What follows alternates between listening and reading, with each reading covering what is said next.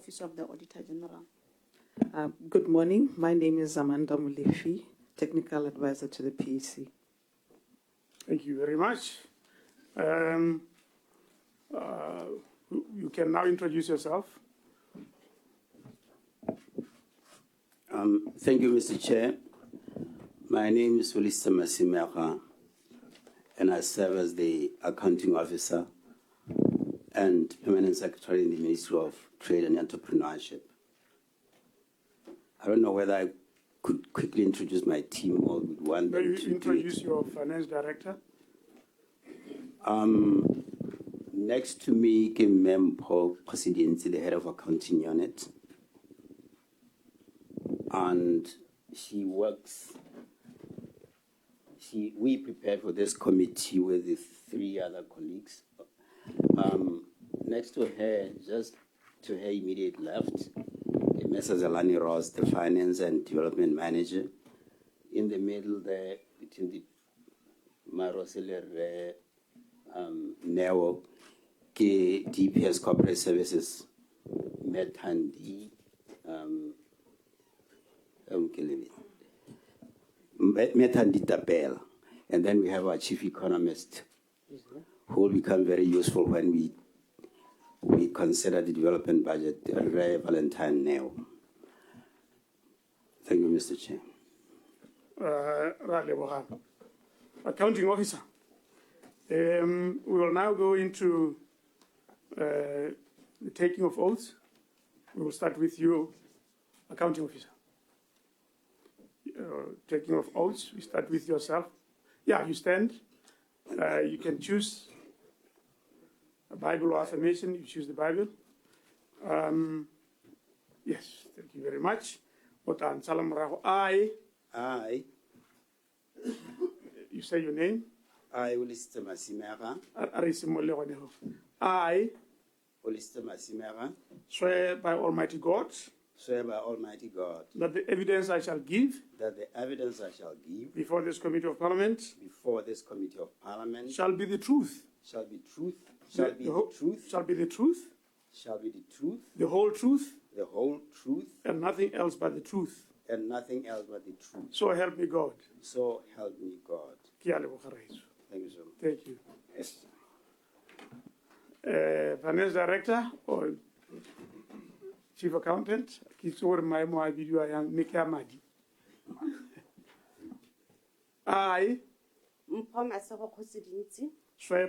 God. Swear by Almighty God. That the evidence I shall give. That the evidence I shall give. Before this Committee of Parliament. Before this Committee of Parliament. Shall be the truth. Shall be the truth. The whole truth. The whole truth. And nothing else but the truth. And nothing else but the truth. So help me God. So help me God.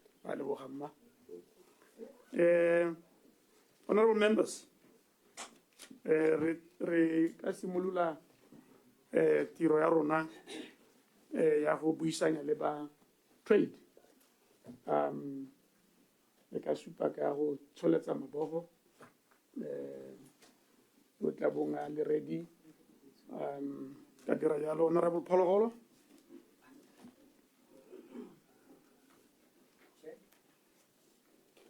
Yes. Yes, to present. Sorry. I took it as read. Thank you very much. Masimera. We are now resorted. Let's not hella rehetsa. Nyami, Hagona Mulatu, Mari, just a summary of your executive summary. That will be pretty short, I guess. Thank you, Mr. Chairman. I feel very privileged to come and share this moment with the committee. We value accountability very much. Having personally spent almost my entire career at the Treasury, I hold accountability as a sacred thing to do. And we are happy to interact with this committee to account and also to seek guidance in our exchanges. The Ministry of Trade and Entrepreneurship is an amalgamation of two huge responsibilities, trade and entrepreneurship. If you recall, Honorable Committee, the function here, entrepreneurship, has just been reintegrated into the Ministry of Trade. It used to be a separate ministry on its own. And we are going through a transition. It's not a very easy transition because we have to merge two cultures, or even more than two cultures. But we are on top of things. I believe we're on top of things. In terms of our makeup, we are a ministry made up of 12 departments and 12 state-owned enterprises.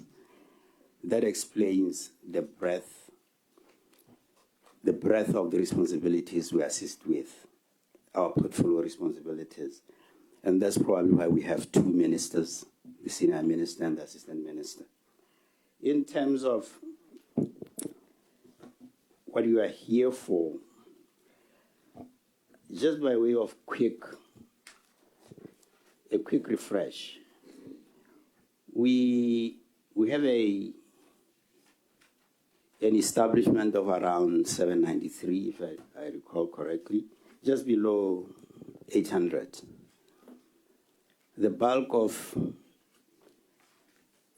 of our responsibility falls at our state-owned enterprise, or delivery of our responsibility. We are largely a lean ministry, seized with policy and regulation. Implementation, we consider ourselves to be a coordinating ministry, but of course we have line ministry responsibilities. The vacancy rate is at 12%. Currently we are seized with rationalizing the resources that we have, looking at what we have in terms of skills, the skills mix, and assessing whether we have adequate skills and numbers to be able to deliver on our mandate. We are undergoing a rationalization exercise, both at ministry level and at the level of the state-owned enterprises.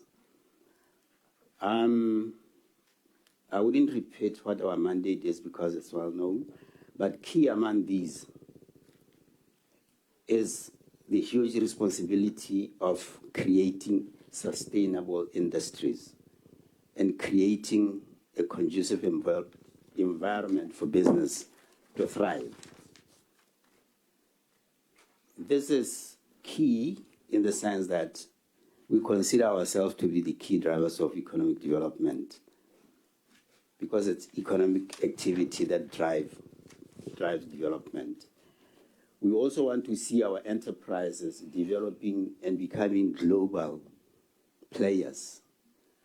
For a long time, most of the businesses in Botswana have been confining their activity to Botswana, but we would want to see them playing in the region, especially that we have now become substantive members of the AFCFTA, the African Continental Free Trade Area. That presents a wider market. We shouldn't, this time around, be thinking when somebody sets up a business, you shouldn't be thinking about the small market of Botswana. And we are inculcating that entrepreneurial spirit in our businesses through support, both financial, of course it comes at a cost, both financial and equipping them with the necessary skills, especially this emerge through Leah's efforts. We are also mindful of the fact that we can no longer rely on diamonds or minerals as our principal source of revenue. So economic diversification is at the center of our efforts.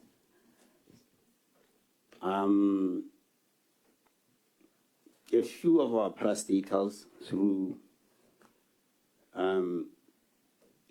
parastatals are also seized with the responsibility of attracting foreign direct investment.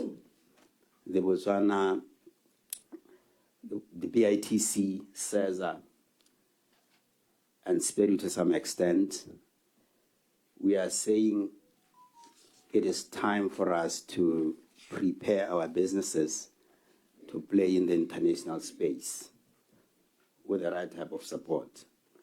We also realize that the reasons for our past success as a government or as a country cannot be sustained going into the future.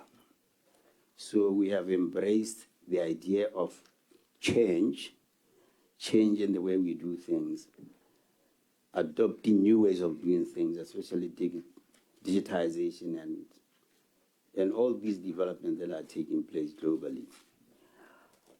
One other thing that we realize is that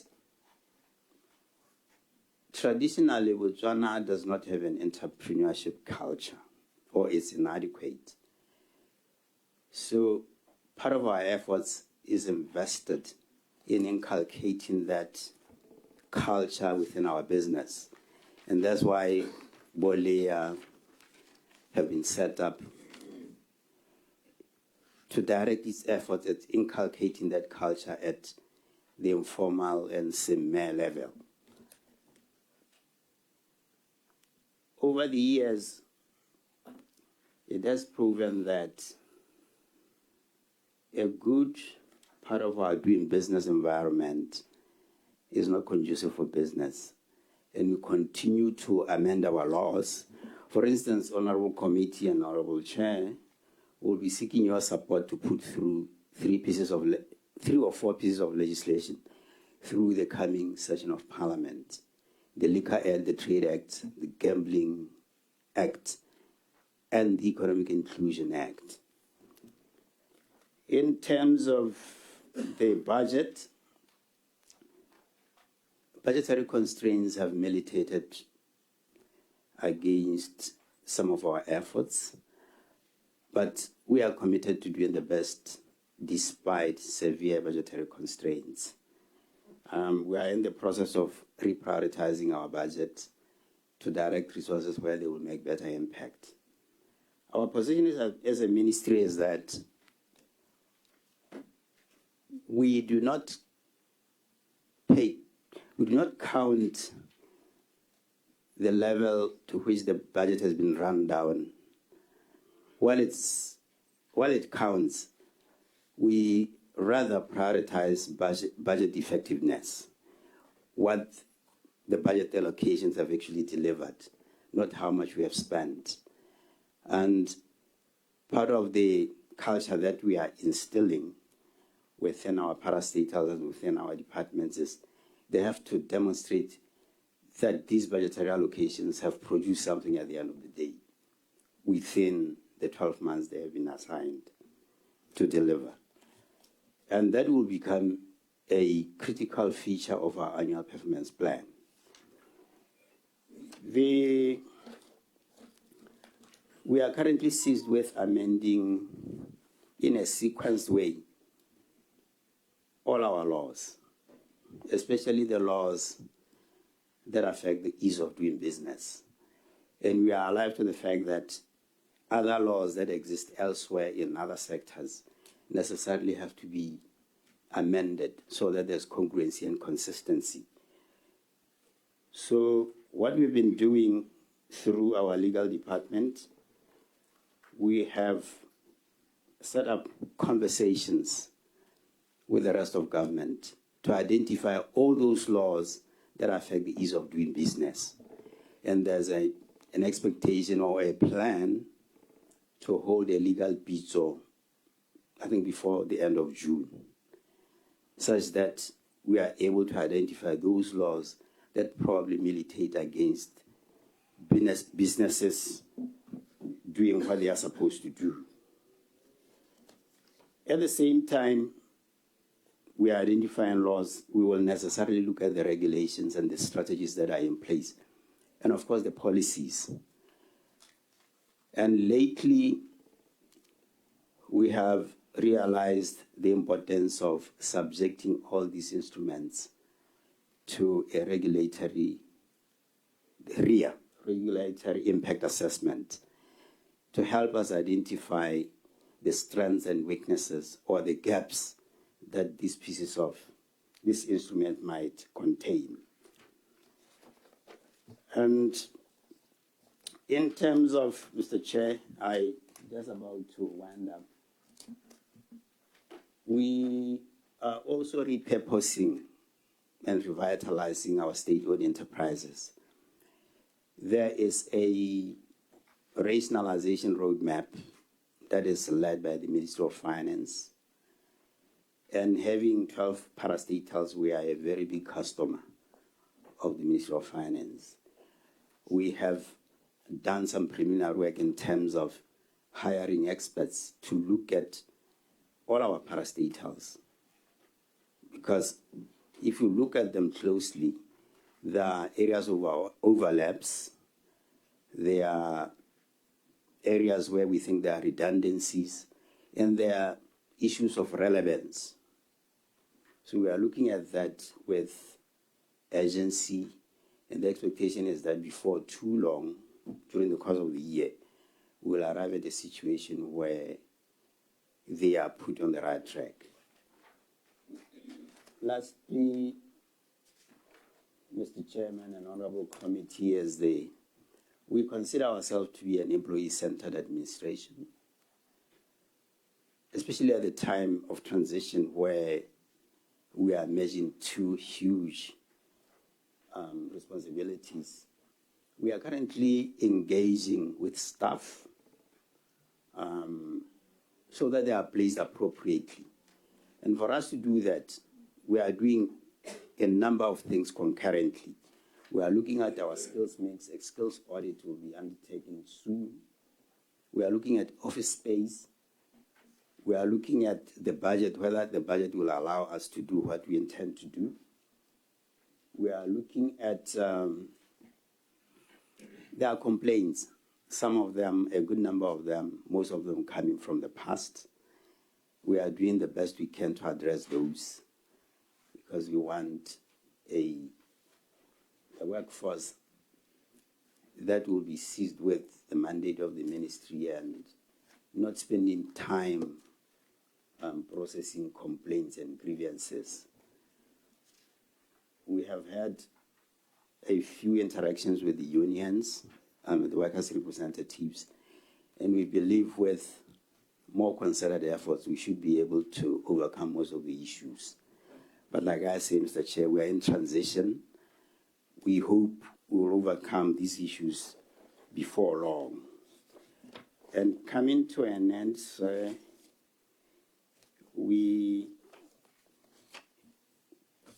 there have been developments, or if you would want to, during the course of the examination of proceedings, make a few corrections to our reports, mainly typos, and the head of accounting will share, the chief accountant will share with the honorable committee. And very lastly, at the very last. This is the third last. Yeah. It demonstrates how big the ministry is. We have a few deputy permanent secretaries downstairs. If there is need to provide detail in some of the submissions we have made, we will call upon them if permitted to do so. I know there's limited space here, but being a big ministry, we want to do service. We want to make sure that we have dealt with these issues substantively. Thank you, Mr. Chair. Accounting officer, Ramaswera, tota mme mo letsatsing la gompieno re tabo re sa ye ko ba ba ko tlase re na le lona ha ba batla go hitisetsa molaetsa ba ka o hitisa mme re na le lona ka bobedi hape le honorable members, it's time to engage. Honorable Paul. Thank you very much, Honorable Chair. Good morning, Remasimega. In your words, where the ministry is back, may I start off by asking what is your staff complement?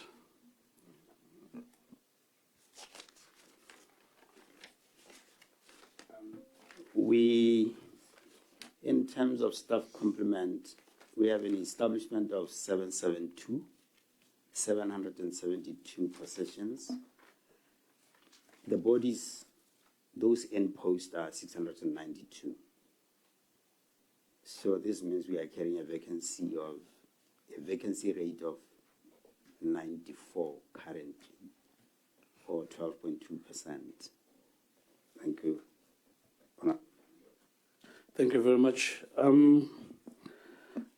You do have under your, perhaps that's why you say the ministry is big. You have about 12 departments and you have about 12 parastatals. Is there no duplication of roles, first among your departments, and secondly among the parastatals under your ministry? I don't believe that there are significant overlaps in mandate between departments and parastatals. Departments are not necessarily implementing delivery units. No, can I make it clear? Among your departments, you have 12 departments. Is there not duplicity of role within the 12 departments that you have? That's one. Two, you have under your ministry 12 parastatals. Question is, among the 12, is there no duplicity of roles? I now understand. There's certainly areas of overlap, and that is why we are seized, during this transition period, we are seized with undertaking an organization and method exercise. We have asked the Department of Public Service Management, we have enlisted their assistance to look at the departments we have currently. Most of a good number of departments came from the former Ministry of Entrepreneurship. There are certainly areas of overlap. The same thing applies for our parastatals. If you look at BITC, Botswana Investment and Trade Center, SPEDU, CESA, there are aspects of their responsibilities relate to investment promotion or attracting foreign direct investment. And that's why the rationalization roadmap has identified them as areas that we should look at. If you look at Leah and SEDA,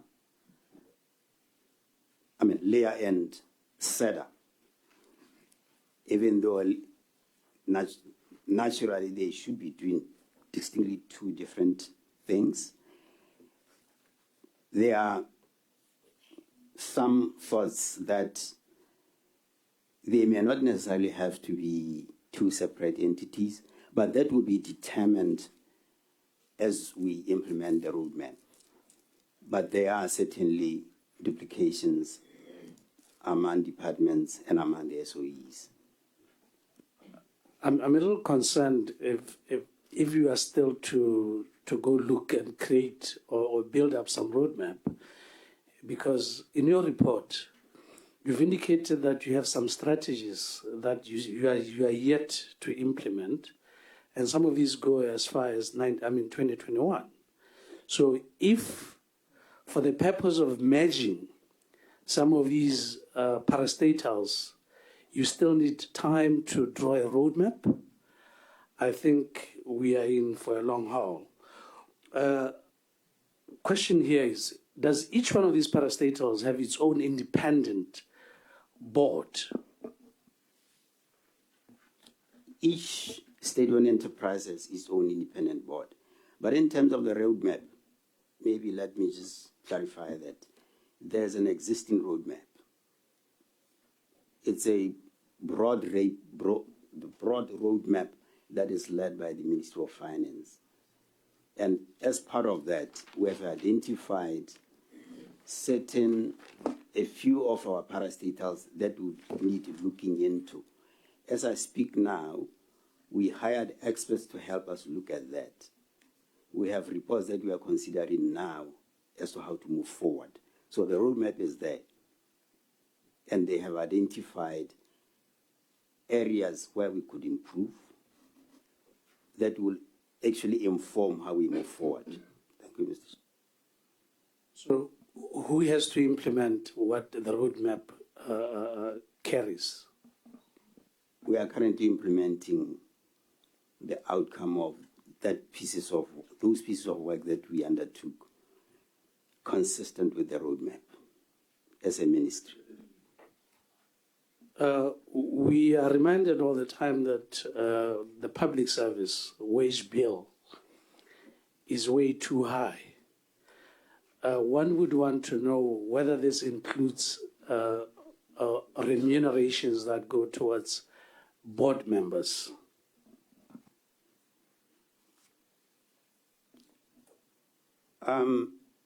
As a percentage of the wage bill, I wouldn't characterize remuneration that goes to board members as substantial, because you are talking about probably annually something less than 200 million. And as we speak now, if I remember correctly, the total wage bill is in billions. It's probably 20. Let's focus on your ministry. 20. Sorry? Let's just deal with your ministry, not the entire public service. The same thing will apply for my ministry, because the reason why the board fees were probably increased a few years ago was to attract requisite or appropriate skills and competencies. Remember, these board members are not volunteers, honorable member. They have other things to do. They have businesses to run. And if you dip into their valuable time, the recognition was that they need to be compensated for that, because they are bringing in necessary skills and competencies to the boardroom. So I wouldn't characterize that as excessive. I think it's appropriate. He mentioned some figure that I thought was quite staggering. Board fees, are you saying they could account for about 200 million? Is that, I heard you properly? Well, I don't have the figures here, but the last time we did this for the entire government, I think it was over 200 million. Oh, for the entire government? Yes, but the Minister of Finance can confirm later. Okay. For the entire boards of parastatals. Okay. Thank you. 12 parastatals, 12 boards. On average, per year, how much is one board member compensated for, in your word? It's difficult to, I don't have the figures right now, but I can generate them, because I wouldn't, because it depends on the number of sittings. No, the per sitting, an average per sitting, how much will it be? I can find out quickly through my DPS corporate services. I don't have the numbers, so. Mr. Chair. The PS is just running away. It should be in his head that one member, a board member, sitting allowance for one sitting. Please, we need an answer on this one. You know, definitely. I thought Can the office, potso ke gore, mme hela ene board member, ha sita, hangwe hela, wa amogela bokae, rona ra itse gore a parlamente, ha ba ka ba sitile ba amogela bokae yana, ga ke gore board member tsa gago, tsone di amogela bokae, ke duma le re Mtausane, this one you should have it. On average, without being exact, it's around 4,000 per sitting, subject to confirmation, because it varies from board to board. There are tiers. There are those boards that earn more than others, depending on whether they are characterized depending on the category they are placed in. So on average, each board member receives 4,000 per sitting. Who determines the frequency at which these boards sit? The frequency is determined by the establishing piece of legislation. You will always, in most cases, you will find it there, and most of the time it's 4 times in a year, and probably 2 special meetings. I think it's about on average 6 times in a year. The 12 parastatals, you do have at the helm of each a CEO. What is the average salary?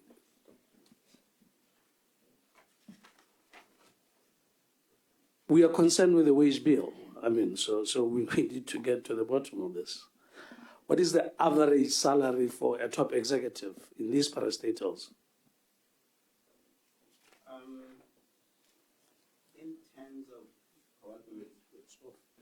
In terms of where they are pegged, on average, CEOs of state-owned enterprises under the Ministry of Trade and Entrepreneurship are at F1 level, just below the scale of permanent secretaries. Of course, they have a number of allowances which differ on the basis of the parastatal itself. Do they have company mobility? Somebody was calling vehicles mobility.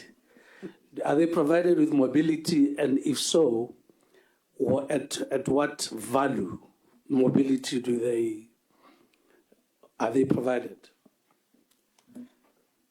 They have one of their benefits ke koloi, a vehicle provided by the state-owned enterprises. And I'm aware that government has recently taken a decision, I think last year or the year before, for them to be restricted to the equivalent of a Toyota Fortuner. If I recall correctly, I think there was a decision by government that a vehicle of the value, the equivalent of a Fortuner. Maybe just a quick one. Onobuaka gore ba phekilwe at around F1. Ramasimera. Onor ba phekilwe F1. Akere batho hela ba ituro F1 tota go twa bukae go twa madi a kana ka. In average, I mean, what are we talking about? F1 is less than... On average, is how much? It's between 60 and 65,000 per month. 65,000? Between 60 and 65,000 pula per month, somewhere there, excluding allowances. Okay. So at F1, where's the PS rank? I mean, scale, F1? F0. Okay, thank you very much. So these CEOs at F1 and a vehicle, do they have packs that would surpass that of a PS? Does PS also have a motor vehicle as one of their benefits? Thank you, Honorable Member. PSs have access to a vehicle, but not in the same manner as the benefit granted to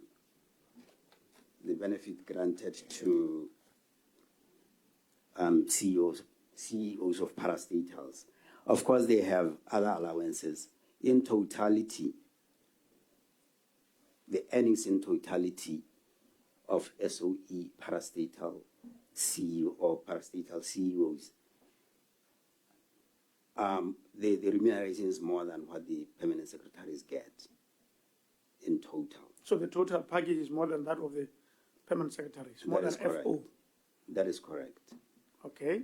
What is the average, let me say, of the total package? We are talking about 12 parastatals here. I think that is why Honourable Member is so concerned. The average package for a CEO in the parastatals that you have mentioned. Tell me. I'll talk average figures because I don't have the exact numbers with me. I would have produced them if I was asked to before this Honourable Chair. I think it's... But you see, County Officer, some of these things you must just know, like Honourable Thousand said.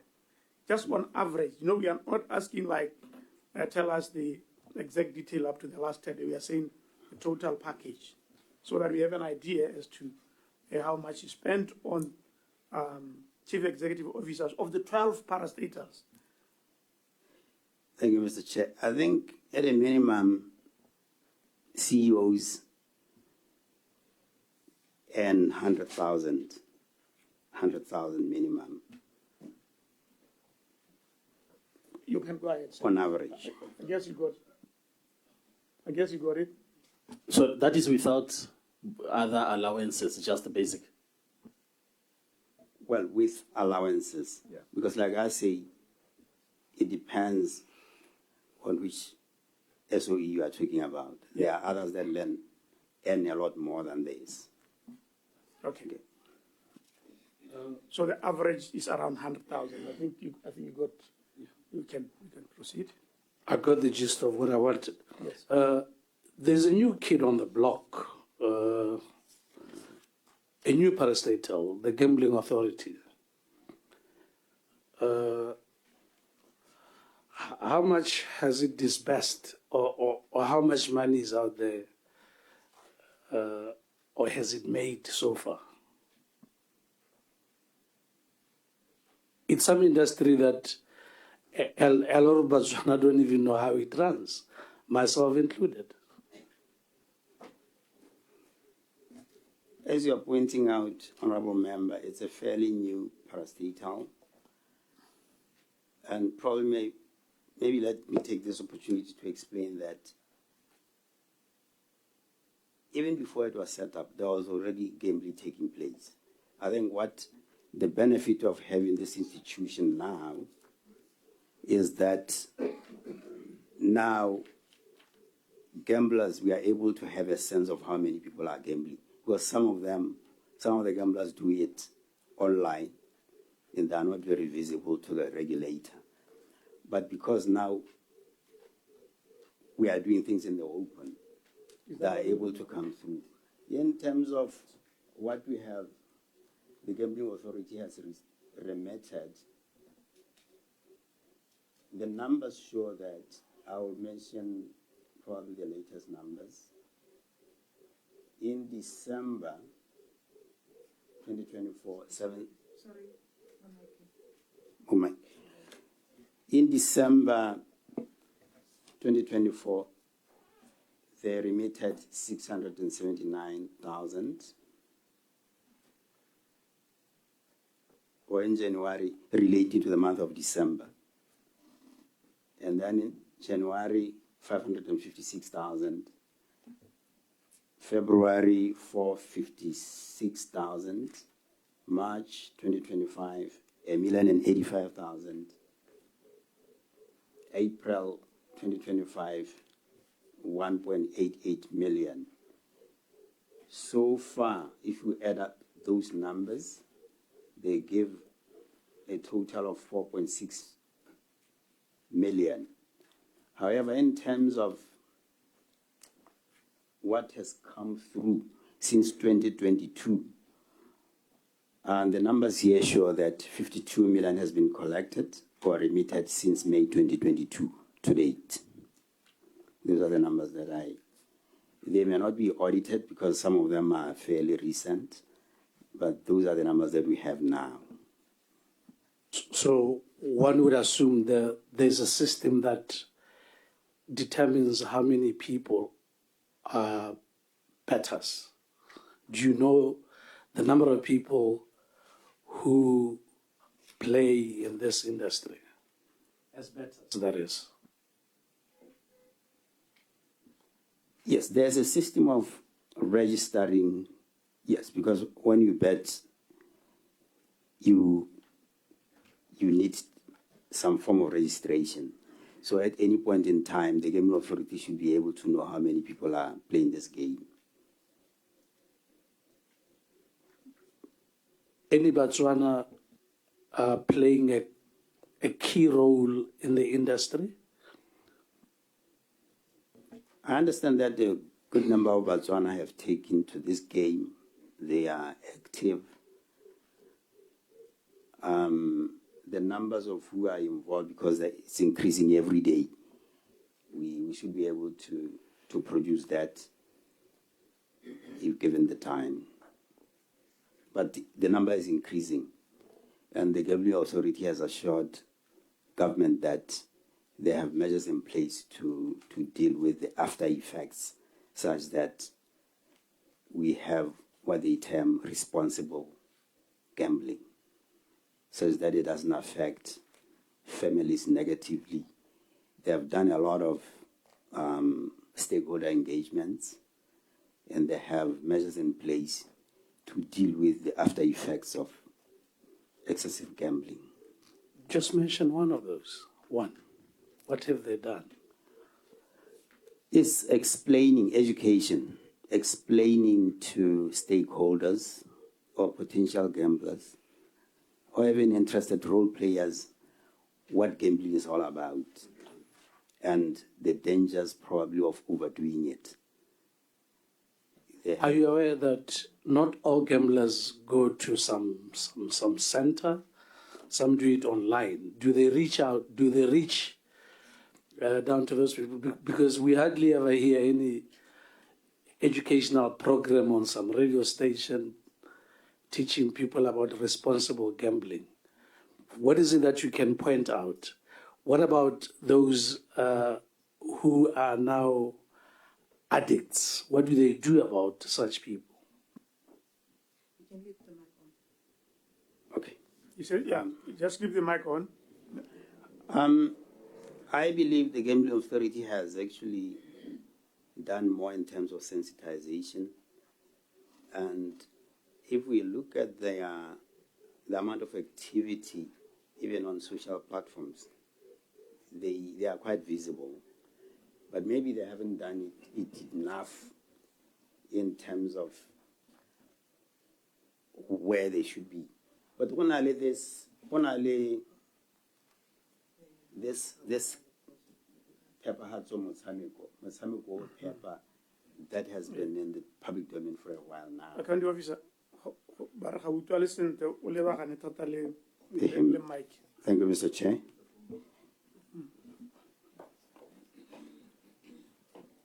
Okay. You're okay? They also, I understand, offer counseling services.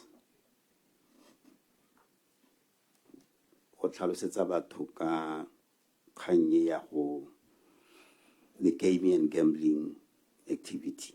Can you share with the nation where these centers are? Well, they do road shows. Counseling, accounting officer?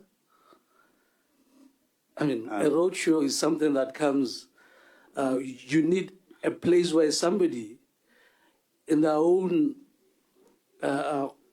chest can go to and say, I need counseling on this.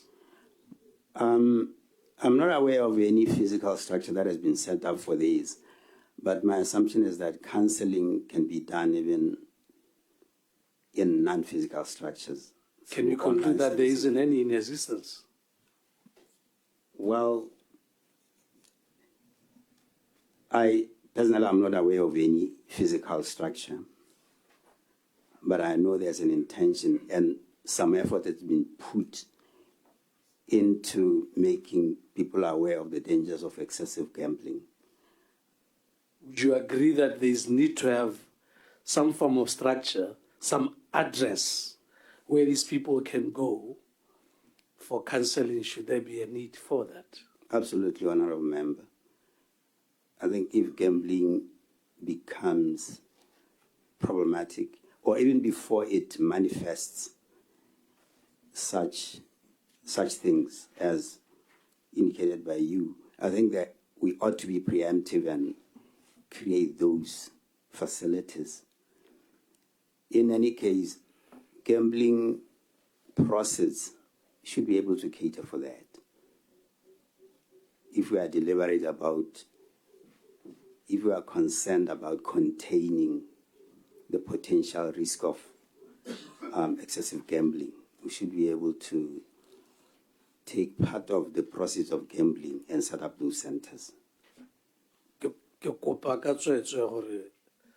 We should set up and establish a center for counseling or any gambling-related challenges that the nation or some people within might experience. Thank you, sir. Thank you, Mr. Chair. Thank you, Honorable Pologolo. Apparently, a member of the PSC arrived. How can you see Botswana rights? Thank you, Mr. Chairman. Good morning. Ke bidwa go twe le Phikwe le Selebi, Member of Parliament for Serowe South. Thank you, sir. Gongwe ebile nka boletsa ruri hela. Okay, go ahead. Thank you very much, sir. Go ahead, sir. Mail Accounting Officer and your team. Good morning. You talked about policies and laws under review. In question, how does the Act, I'm talking of the Economic Inclusion Act, how does the Act and its upcoming review address employment creation for citizens, especially in light of persistent youth unemployment?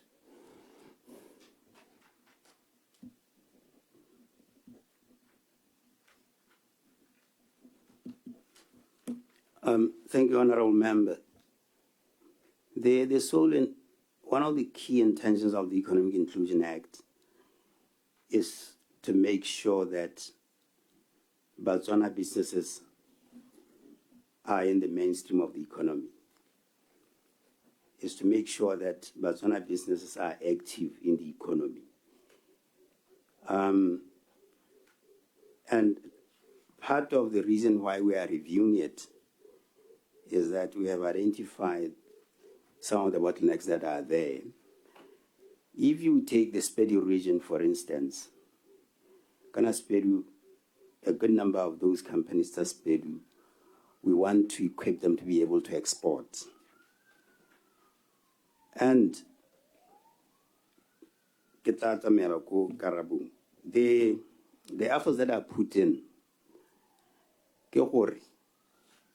if you include more citizen companies or citizens in the mainstream economy, and you support that effort, public procurement, there's currently a 30% reservation scheme for the companies as SPEDU. And there are other reservation schemes that are meant to make sure that Botswana or citizen companies play in the mainstream economy. By using the purchasing power of government, SPEDU, for instance, by using the 30% purchasing power of government, it will empower these companies because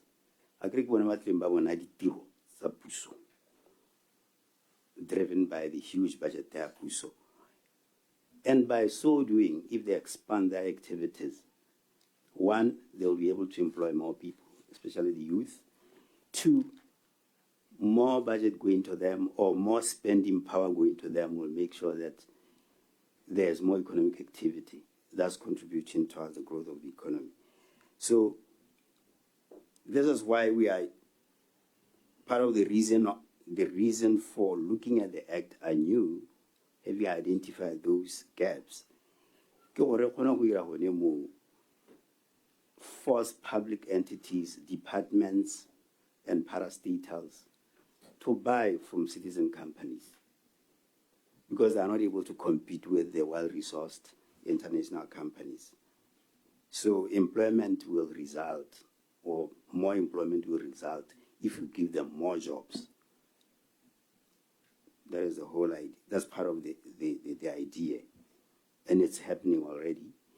I'm aware that very soon a statutory instrument will be issued compelling public entities and ministries and departments to buy from citizen companies, including the SPEDU area. What has been the impact of SPEDU's efforts? Just a little. Nekero Hongwe, your name Economic Inclusion Office. Is it up and running? Do you have a coordinator? Do you have the regulations in place? Because you're already talking about review, so Nekero Tlabaitse. Mr. Chair, the Economic Inclusion Department has been set up. And we have a coordinator and his technical team. They have revised, bringing in new things to the economic inclusion regulations. You have them in place? Well, there will be, they are available, they haven't been implemented yet because they are new. But now, Ramasime, yes. let's just get this straight. The regulations, the Economic Inclusion Act, are they in place? Are they being used as we speak? They are not in place because they are new. Ramasime, Karawe High Clee, what a rain. Was a potential tamaletsing. Economic Inclusion Act regulations, are they in place? Are they are the receiver? They are not in place as we speak. They are not in place. No, Mr. Chair. And you are already reviewing the Act. We are reviewing the Act. Okay. And then you will have regulations after the review of the Act. That is correct. That's the sequence. Okay. How do you see in place these regulations?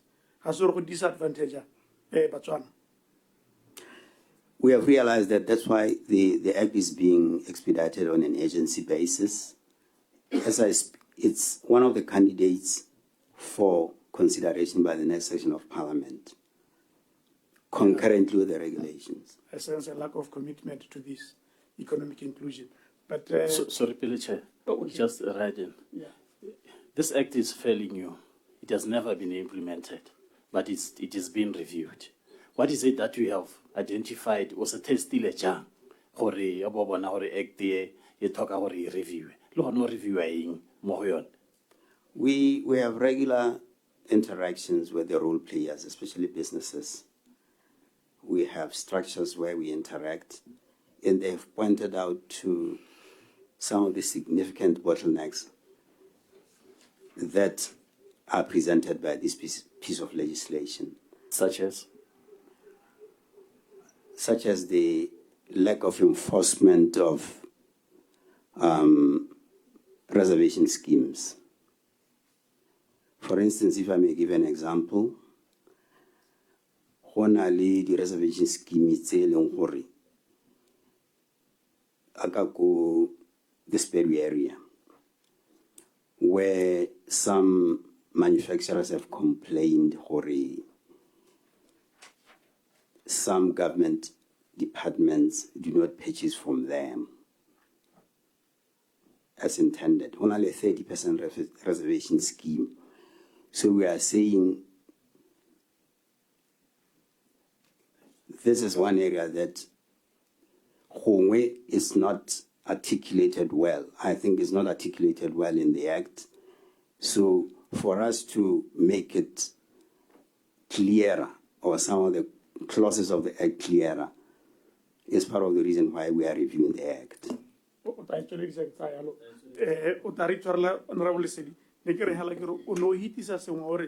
A communique will be issued compelling public entities or you said something like that which caught my attention. I'm very interested in that one. It's a statutory instrument. Okay. When is it?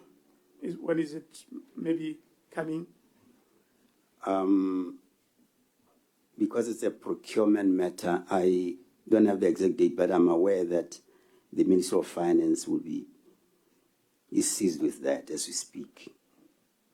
Oh, That will compel, because it's issued in terms of the Public Procurement Act. Okay. The custodians are the Minister of Finance. Okay. So we should be expecting it anytime soon, or we'll engage finance, is fine. Yeah. Sorry, Honorable Sedi, for you zapping the floor from yourself.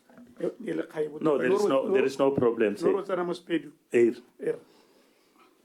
Accounting officer, what has been the impact of SPEDU's efforts on the overall economic well-being of the Selebi Phikwe region?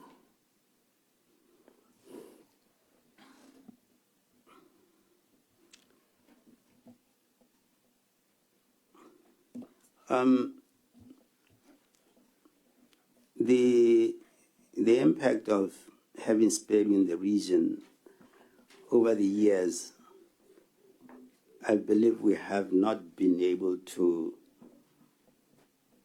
deliver on what was intended, owing to a variety of reasons. Currently, as we speak, we are constituting the SPEDU board as SPEDU. Part of the difficulty, SPEDU doesn't have a chief executive officer at the moment. We are seized with searching for a chief executive officer and a board. Hayana board as we speak. Kim we are prioritizing, the government are prioritizing. So to a large extent, SPEDU has not achieved as intended because of some of these structures that are not in place. SPEDU is a boarding, is a executive feeling. For a few years, it hasn't had a chief executive officer for a few years. Accounting officer. SPEDU is not chief executive officer, it's not board. I think they're fairly simple questions, executive. Yes, I think for between 2 and 3 years, as we speak, we have a caretaker CEO, and the board doesn't exist. Board. Between 2 and 3 years. Between 2 and 3 years. Yes, because agree, Mr. Chair. Yes. You had a full complement of the board before. That's why I agree between 2 and 3 years. But all in all, since 2023. Since Honorable? 2023. Honorable, go ahead.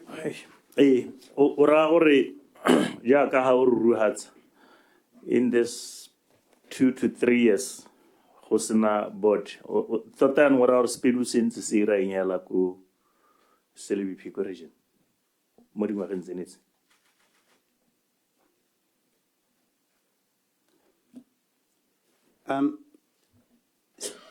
One of SPEDU, despite the absence of a board, have been supporting the business at Selebi Phikwe. One of the things that they have done, which they have completed recently, is to build a catalog of products and services that are offered in the SPEDU area. And this is done solely such that public entities, ministries and departments, the SOE, are aware or the SPEDU area who produce what type of products and services, such that when they are compelled through this statutory instrument that I mentioned earlier, they will be able to know which we can compel them to allow the products. So they have compiled a catalog and a database of all SPEDU companies. Gore ba dirang, ba producer the products and services. Another idea is for SPEDU companies to be able to export. And or facilitate that to export. One of the things that we are currently developing is a supplier development agreement, such that Batlamo stage in Sawari, they'll be able to compete even regionally or globally. So the catalog is one of the things that they have done so far. They are currently seized with, together with the ministry, with developing supplier development program. To improve the way they do things, such that they are able to compete. So despite the board, despite the absence of a CEO, they have been doing something. SEDA. Does the ministry ever encounter reports of corruption, nepotism, or favoritism in loan approval by SEDA? The ministry has received allegations which have been followed up. One of the things that is in the public domain is the fact that for the whole of the public sector, a firm of international experts or forensic auditors have been hired by government. And necessarily, both SEDA and all our parastatals, we have submitted a request to the Office of the President, the Ministry for State President, never commission and this audit to include all our parastatals and departments in that national forensic audit. Yes, we do receive such issues either by individuals or even those that perceive SEDA to have not, or SEDA to have aggrieved them. We receive them almost every day, and we process them accordingly. And I can assure this committee that we'll make sure that we get to the bottom of all those, whether there are allegations or these reports are factual. I think the processes that are ongoing will be able to reveal to us, and that will inform our remedies, our way forward. Chairman, I have the last one. Thank you. Last one. What is the total financial implications of converting all Chama loans into a grant?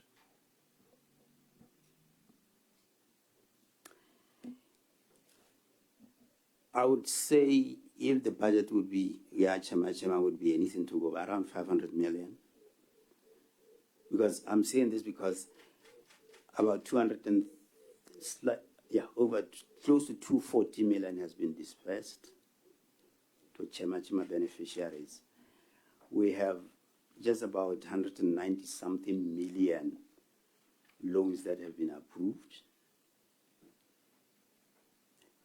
And there are others, I think, Baniva Baristarile. So I think the total could be estimated at if we are to use the budget as a proxy, around 500 million. You are saying recently, let's say, le naela batho di loan is a Chama. Chama has been closed as a loan facility. In Ekere, the latest figures we have provided by SEDA,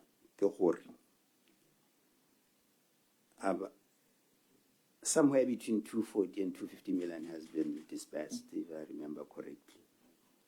I can say I can't know actually, that is a very common question, Honorable Magistrate Mohore. Aro nabara approving a near hunter tanelwa Kaone Hisser Sulu Hedich. It's our honorable member Nabatani. By Langore applied and were successful. The government has taken the position that those applications that have been approved will be reviewed. Agree circumstances may have changed. You may have wanted to put up a business somewhere. But accounting officer, Kana, you were talking of 190 million. Ke gone ho no bua ka the application e tse eleng gore di ne di le approved mme di se di fundiwe ke gone ho gore wa reng o tlhalosetsa Batswana o reng because ya ka honorable chair a heta ka yone ba tshwenya ba batla go itse gore ka gore le bone ba approviwe. What is happening? Ya ka gore mo nneng ke botsa gore a le santse le ntsha ke wena o bua thata ka 240 but o buile ka 190 ke gone mo go 190.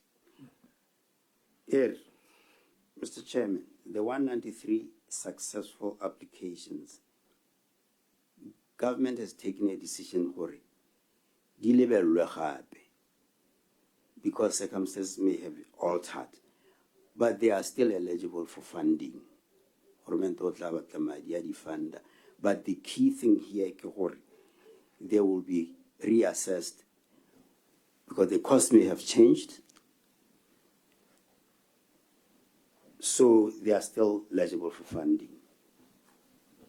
Are hitala go gore 1000 me re burikenyana harere seo se buang ke gore bone batho ba mi batla fundiwa a ona le idea ya gore funding ya bone ba ba saletseng go morago e ka simolla leng a madi a teng a ka re buana a teng khanya le ke go ba reviewa gore go bona le gore a me ba ka tswella ba ne lone madi a ne ba kopile. I can confirm that the commitment is there, but Mr. Chair, the reality on the ground is that we have significant budgetary constraints. So while the commitment is there and it shall be fulfilled, it will depend on the availability of the budget. So it may not be immediate, but eventually the commitment is to fund these when money becomes available. If the economy improves, the commitment will be fulfilled. Re botsa dipotso se e seng ka re rata go botsa re botsa ka gore a kere ba bangwe le bone ba solohetse gore kuto o bua ka commitment o re teng ya no yesa tsweng sente ke commitment ya madi wa re madi gompieno ga ayo. We don't have a budget. You don't have a budget. We don't. Thank you, sir. Thank you, sir. Ke dumela gore tse di tla sala di botsa me ke ne ke ikopela ya la mo PS gore ka gore re dipotso dintsi re bantsi gongwe potso ha e tla o ya rabe ya la o tlhamaletse ga gona molato ga re le ke go isa kwa le gore we want the truth, we want even to help you when necessary. So please, some questions tota ga o di arabe go bua boammaaruri, so we need you to answer so that we can come up with a solution if there is need. Thank you, sir. But my first question, as a ministry we leng gore o taskilwe ka go leka go tisa dikgwebo le go leka go create employment, how many jobs have you created so far in the past maybe 2 years?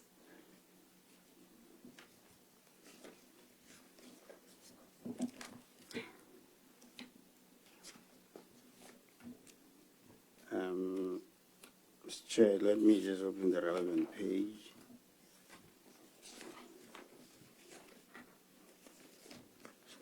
I think Roman figure 7 on the executive summary. Yes, that's what I was looking for. You allude to that, right? Roman figure 7 in the executive summary. Is that what you're looking for? There was something on jobs. Yeah, that's what I'm looking for, Mr. Chairman. Thank you very much. We have seen that progressively, if we may turn over to the executive summary, Honorable Member, paragraph 4, page 7 at the bottom. Financial year 2022-23, we overachieved in terms of our target was 6,903.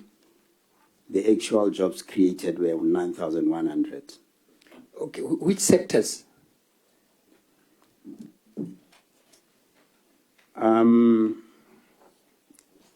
In terms of that disaggregation, I don't have the disaggregation, but it's all sectors that we have facilitated. Okay, BDC is one of your parastatals. So, sorry, Honorable President, can we have that report there, or which sectors and what kind of jobs at a later stage we are Secretariat? Thank you We very will much. work on that. Thank you. You have these parastatals like BDC. How do you say they are doing so far as employment creation and helping businesses? I'm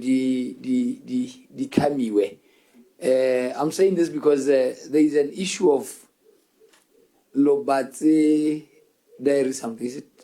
Milk Africa. Milk Africa. That project has been there for years. Esa simolole, the infrastructure there was complete and everything was just waiting for cattle to come in and start operations. How do you say BDC, is there any need for BDC to continue being funded by government? I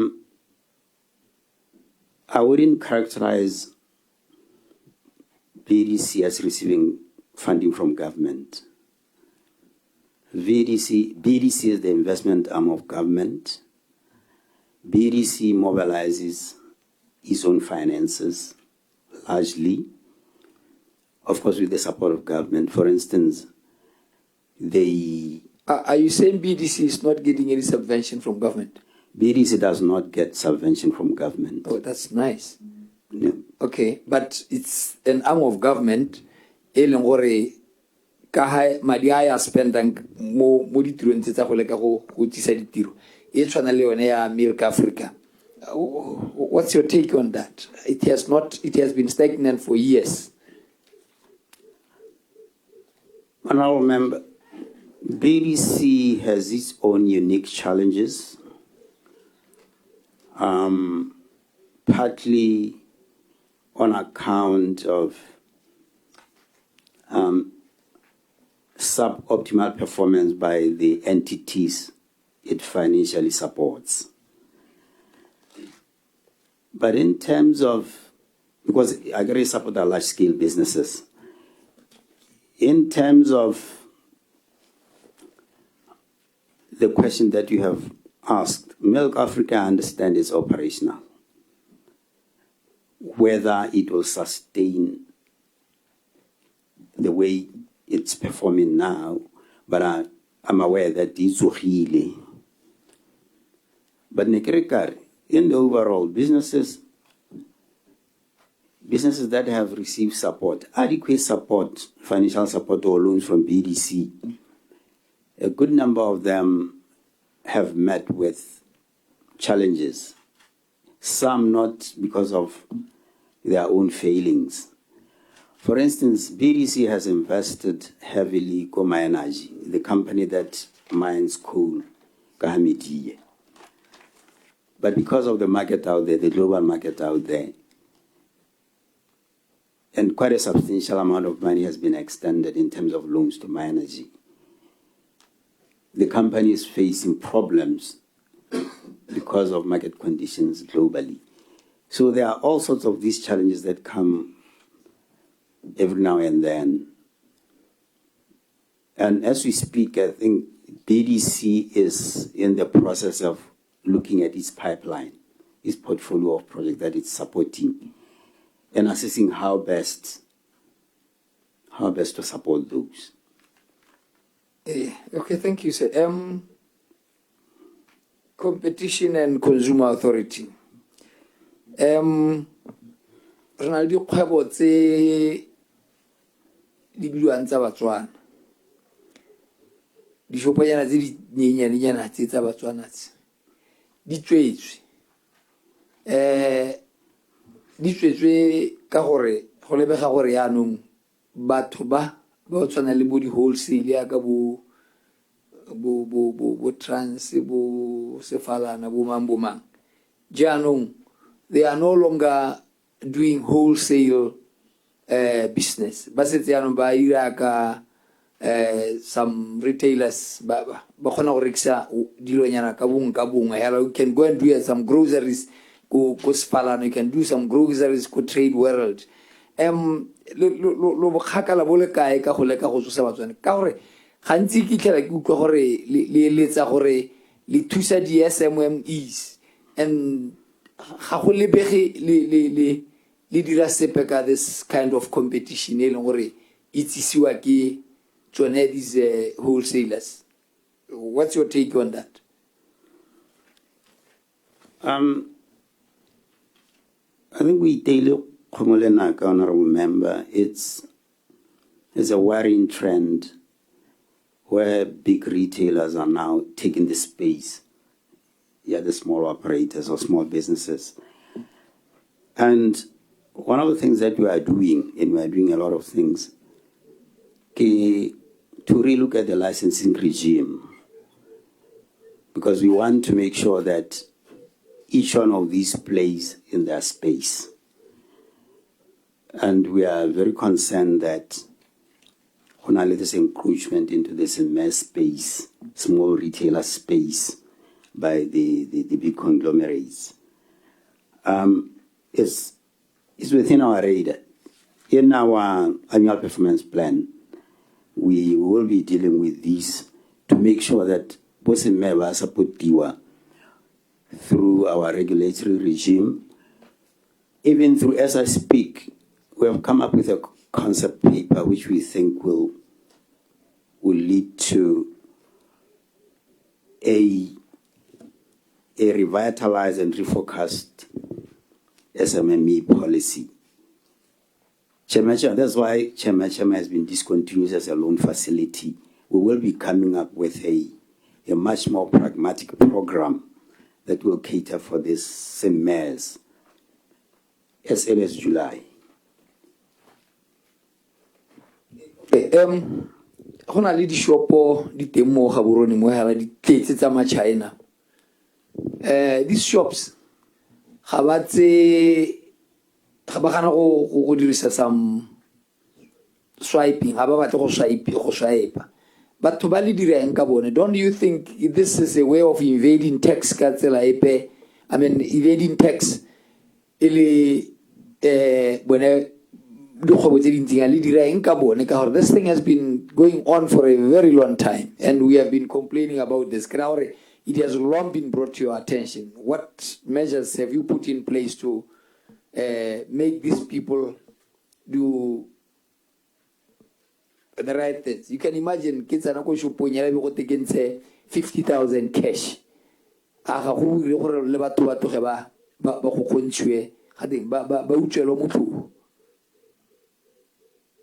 I couldn't agree with you more, honorable member. It's concerning what in this date and era, the shop or operators that still operate on a cash basis like that. There are many risks, I agree. But what I'm aware of, what I can confirm, we're in dialogue, especially with BRS, Ministry of Finance, to make sure that these type of arrangements are phased out. Because you cannot determine with certainty whether they are paying the appropriate tax. You don't know how much has flowed through their shops. Very, very urgently, Mr. Chair.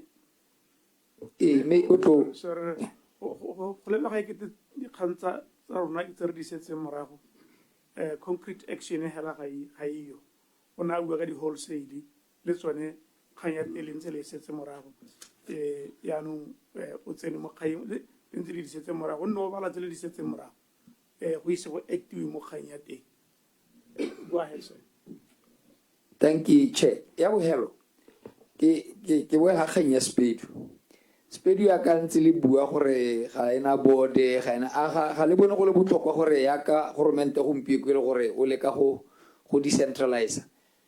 le dire gore le neele di-council e tswa gore e tswe mo go tsamaisiweng ke central government sekai mayor a tshwana le wa Selebi Phikwe o council chair a tshwana le wa Bobirwa e nne bone the board members ba tsene mo boding ya SPEDU go ka gore gompieno re bua thata ka decentralization.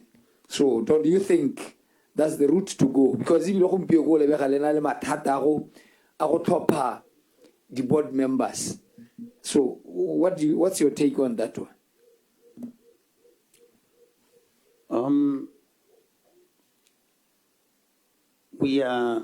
I think we are amenable to any suggestion, but I will be hesitant to take public officers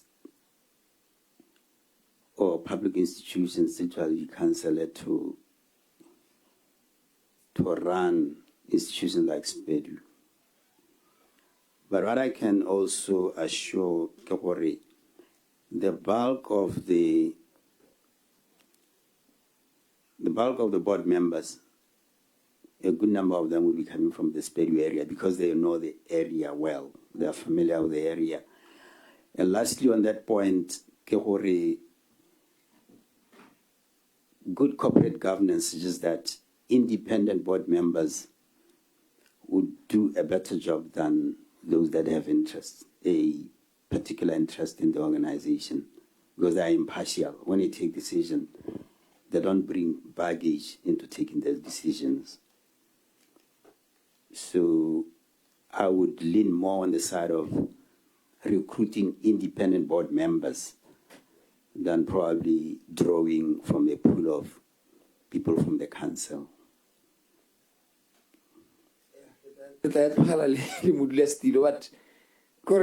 we are a government. The council, the central government.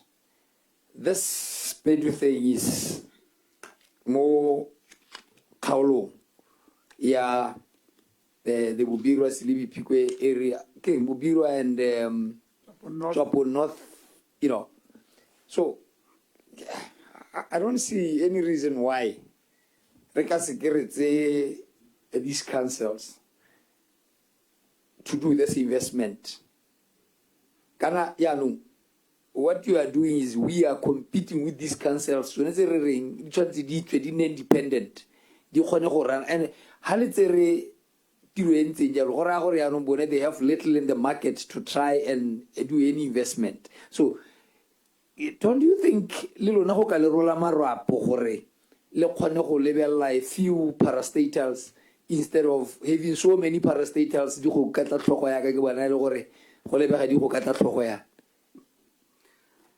I guess it's a matter that you want to take home.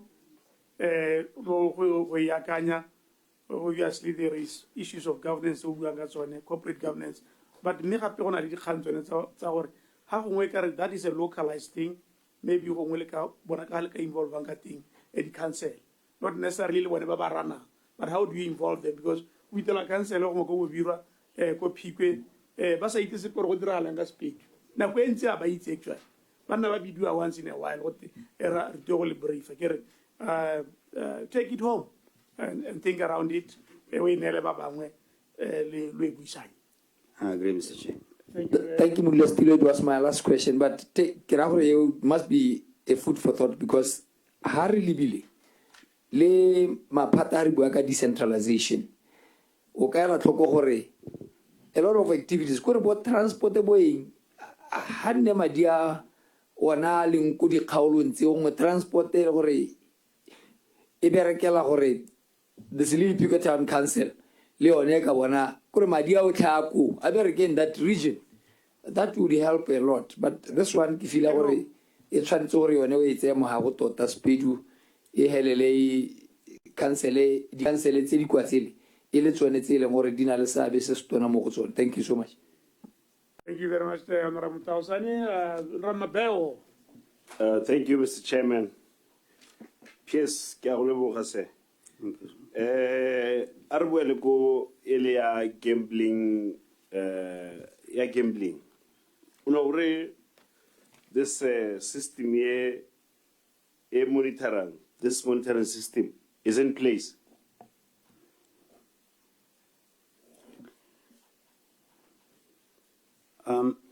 In terms of knowing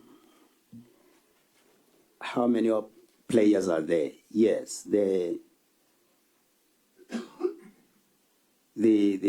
arrangements are in place. Okay. Yes.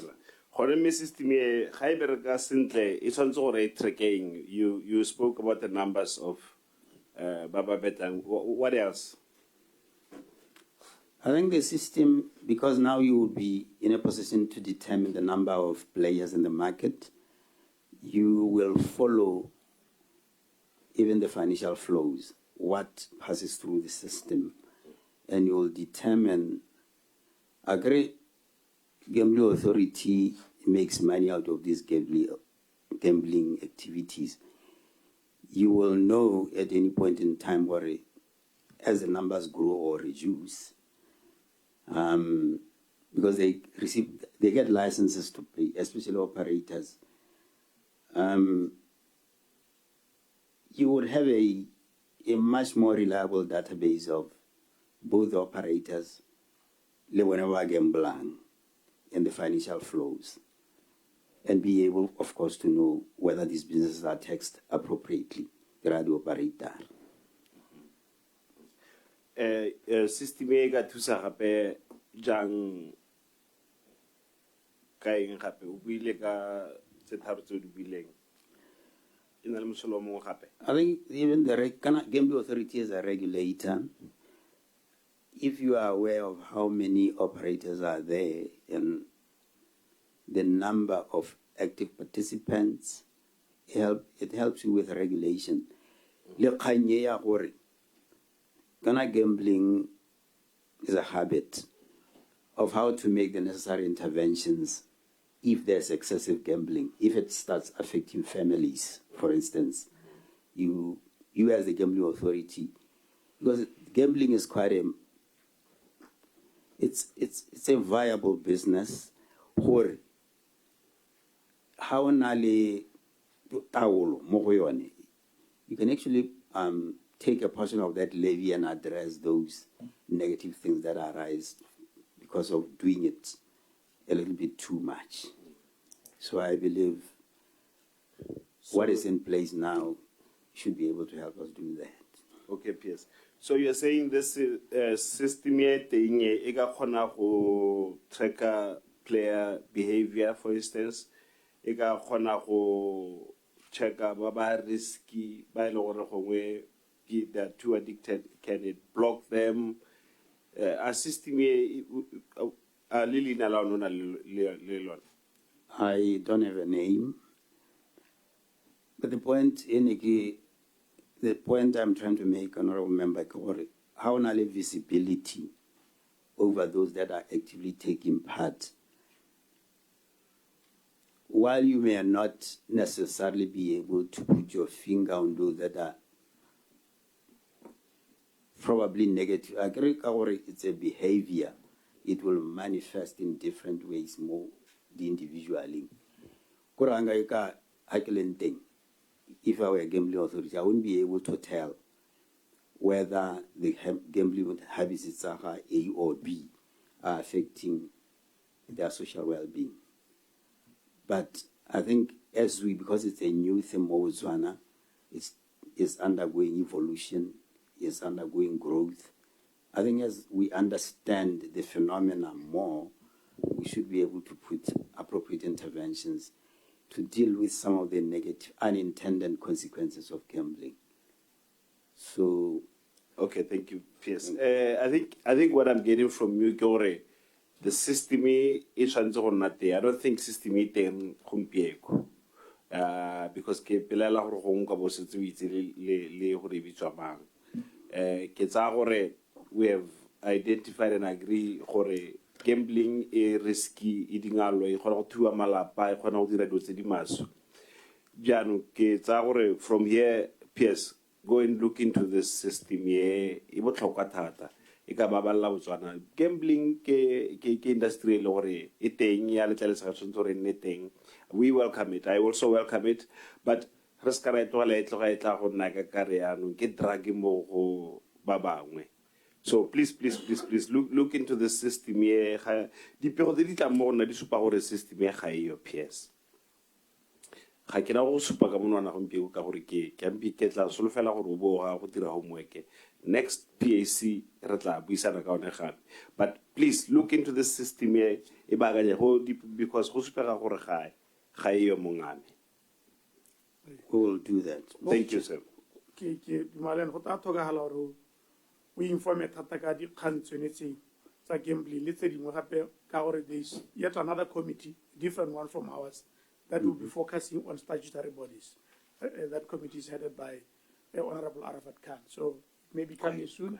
Go ahead, sir. I give one to him, but I'll take up one after. Yeah, thank you very much. On the same system, PS, are you aware that it is provided for with the Act, the Gambling Authority? And one may want to know, is it not a prerequisite, or there has to be a system in place, a monitoring system in place, before OCA provider or issuer license to an applicant? Thank you.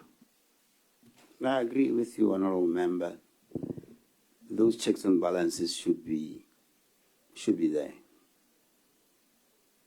I agree that for purposes of enforcement, it should be provided for explicitly in the law. At this stage, I'm not too sure whether it's explicitly provided in the law. Section 96 of the Gambling Authority speaks to an electronic monitoring system, to the machines and all that. But I guess a cursory look into the law would also point out to include all gambling industry. Thank you, Mr. Chair. Thank you, Mr. Chair. PS. Yes, please. We are extremely friendly with you. Next time we will not be very friendly with you. I appreciate that. Please, but please look into it. It's also provided for in the law, as you hear. From here, go and check. Baba issue the license. About issue banally this system. Baba's non system over a miss rights. For until they have that monitoring system, because it will talk about that. Egar bolukela le fase le bagarona. PS rationalization ya di ministry idregile. Unzo bua ja logoro di ministry le patela ga go le go dile thata le sentse maphata mantsi. How is the process complete? Have you completed the process, assimilation of those two ministries? The process has not come to a conclusion, but we are nearing that. We have come up with what we think is an appropriate structure that will better represent the portfolio responsibilities. A substantial number of employees have been deployed or redeployed. The only department that I know of that we are still working on is Department of Agribusiness. Remember when in the old arrangement where we had entrepreneurship as a ministry, we had brought in some of the functions in illegal agriculture. Currently, we are in the process of identifying officers such that they are appropriately distributed between the NISA, Ministry of Agriculture, and Tsarona. We have met the Ministry of Agriculture and the DPSM. So our expectation is that the exercise should conclude very soon. Honorable Mabel. batho botlhe ba setse ba bone makolo a bone a gore ba tsena mo ministry o mošwa wa gago? Ga se batho botlhe, because we are still. How has that affected service delivery? It has to a large extent, because especially in those departments where resources have not been fully redeployed, agri business, delivery has been hampered. But like I say, honorable member, the expectation is that we deal with this quickly, because we're at a stage where we are advanced. And I have met staff, I make them regularly. Whenever agribusiness, I met their representatives. Whenever we are worried because of this extended process, some of them have actually, which we are addressing, some of them never got lady interview and they were due for promotion or elevation. Because this process is taking longer, some of them may have missed the opportunity to be elevated. What is the challenge? Why is it taking long? Canada Ministry announced to November last year, and then we are 2 months into the new financial year, 6 months into the year. What is this? Well, it's too early, PS. We're not trying to get angry, but what is this delay, PS? I would say we are equally concerned, honorable member, it's taking long. But what I understand to be the cause of the delay, when the Minister of Entrepreneurship was set up, certain functions were integrated into the portfolio responsibilities agriculture into the new Ministry of Entrepreneurship. They were subsumed, but what they were spread across. Some of the functions were actually spread across departments. So to disaggregate and to be able to say, when I will know go cluster development, it took quite some time. All in all, there are about 150 employees involved. And I understand the latest development is that those that were affected by processing promotion have been written letters confirming, or the letters will be prepared confirming. I understand now about 7 of them, by the interview, letters have been recently sent to them. The technical level people. So I will be engaging them in the coming week again. They were there about 2 weeks at my office 2 weeks ago. And we have managed supporting what we committed to. All right, thank you. Thank you, PS. Kanye gore go bonya thata PS. Ke kopa le tlhatlose dinao go bonya thata. Go a kere go na le batho ba o ba nela makwalo gore ba nne di authorizing ya le ba gore batho ba diolo mo gaps.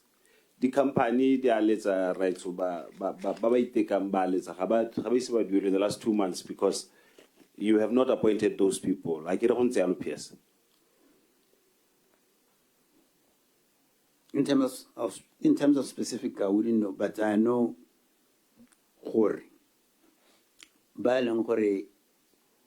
we could determine about agriculture. We communicated to the accounting officer there to appoint them. Have you appointed all your departments this year? Every request that came to me, all the appointments have been made, but Mongami, PS, please, you have to know your ministry like the back of your hand. You really have to. Like I said, it's too early. Please, PS,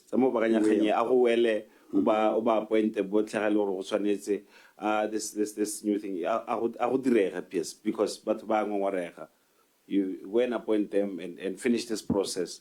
It's been too long. It's been 6 months already. Please, please, please. Ho bonyanyana Mongame, please. I'm really trying to be nice. Thank you, Honorable Madeo. Thank you so much, Honorable Diwa. Yeah.